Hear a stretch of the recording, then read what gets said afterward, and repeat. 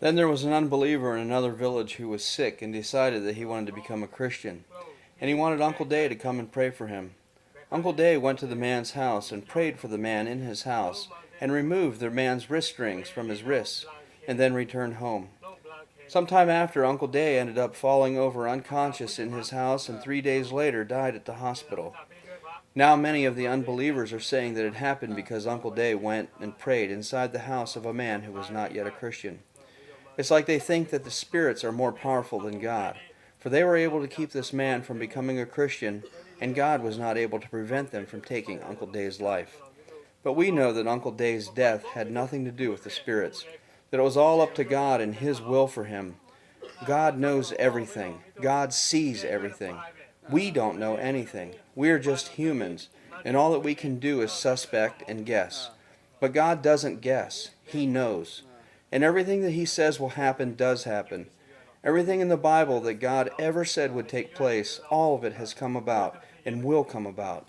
If God ever told a lie, then He could no longer be God. We are God's children, and if He ever one time did one thing in our lives that wasn't for our good, then He wouldn't be good. We have to believe this. We must know this.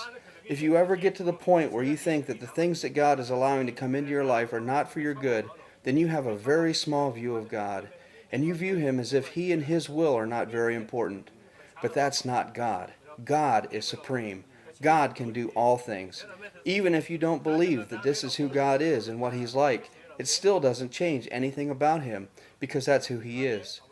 As for our sister, after she lost her husband, if she didn't know God, she would be like she used to be before she was a believer, when she had no hope. She'd be so worried and anxious that she would become sick.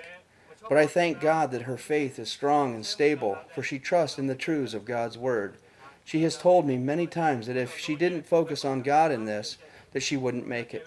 She said that she would be worried and confused, but when she stops and focuses on God and who He is, she said that her heart calms down.